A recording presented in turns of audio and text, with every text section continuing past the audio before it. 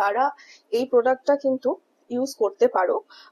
আমার oily skin, আমি use করি, একটু ঘাম হয়, তবে এটা মোটামুটি বেরোনোর আধ ঘন্টা আগে যদি মেখে নাও তাহলে কিন্তু এটার কোনো রকম ইস্যু হয় না, ঠিক আছে। আর যাদের ড্রাই বা কম্বিনেশন স্কিন তাদের তো এটা কোনো রকম প্রবলেম হওয়ারই কথা না, বাট যাদের যাদের অয়েলি স্কিন তাদের একটু ঘাম হতে পারে, এটা কোনো হোয়াইট কাস্ট কিন্তু ছাড়ে না। আর এটা তোমরা মেকআপের আগেও, যারা অফিস যাচ্ছ, যারা কলেজ যাচ্ছ, তারা যারা টাচ আপ করছো, হালকা টাচ আপ করছো, বিবি ক্রিম আর সিসি ক্রিম যেটা ইউজ করো, তারা এটা ইউজ করতে পারো আগে, কারণ এটা ভীষণই ভালো, বেশ ভালোভাবে স্কিনে অ্যাবজর্ব করে যায়। অনেকেই বলে যে সানস্ক্রিন মাখলে মুখ কালো হয়ে যায়, ভীষণ পরিমাণে ঘাম হয়, হয় সত্যিই হয়, কিন্তু তার একটা প্রসেস আছে।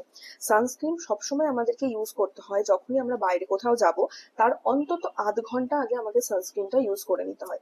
আমি যদি সানস্ক্রিন মেখেই বাইরে চলে যাই সঙ্গে সঙ্গে, বা 10 মিনিট আগে বা 5 মিনিট আগে, তাহলে তো সানস্ক্রিনটা আমার ফেসে বসেইনি। সে তো মানে জাস্ট আমি স্কিনে লাগিয়েছি, আর যেহেতু সানস্ক্রিন আমি মেখেছি তাই জন্য আমি বাইরে বেরোতেই পারি, বাট ব্যাপারটা আদেও সেটা নয়। সানস্ক্রিনটা সানস্ক্রিনটা অন্তত আধ ঘন্টা আগে মেখে স্কিনকে অ্যাবজর্ব করাতে হয়, দেন তুমি বেরোতে পারো।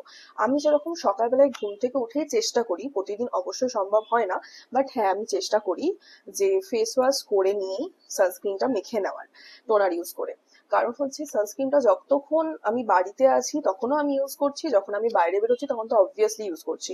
যারা বাড়িতে গ্যাসের সামনে দাঁড়িয়ে রান্না করছো, তারাও কিন্তু সানস্ক্রিনটা মেখেই রান্না করো, তাতে তোমাদের স্কিনটা কিন্তু ভালো থাকবে, ট্যান কম হবে।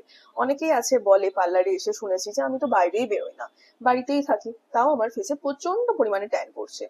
এটার রিজন এটাই যে অনেকে ভাবে সানস্ক্রিনটা একমাত্র রোদে কাজ করে, বাট না, সানস্ক্রিনটা দিনে যতক্ষণ তুমি ঘরেই বসে থাকো তোমায় কোনো কাজ করতে হবে না, বাট স্টিল তোমাকে সানস্ক্রিনটা মাখতে হবে।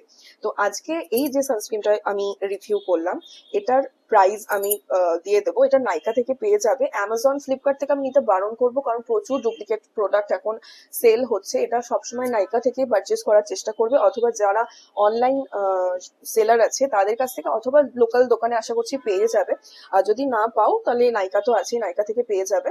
এটা 88 ml এর একটা টিউব, এটা জাস্ট এইটুকু পড়ে আছে। আমি এটা লাস্ট 2 বছর ইউজ করছি, আমার এটা ভীষণ ভালো লেগেছে। আমি প্রচুর সানস্ক্রিনের রিভিউ তোমাদের সাথে শেয়ার করবো, কারণ আমি প্রচুর সানস্ক্রিন পারচেস করি, ট্রাই করি নতুন নতুন সানস্ক্রিন, বাট স্টিল এইটা আমার ভ্যানিটিতে রয়েই গেছে, কারণ এটা সব থেকে আমার বেস্ট লেগেছে সানস্ক্রিনটা।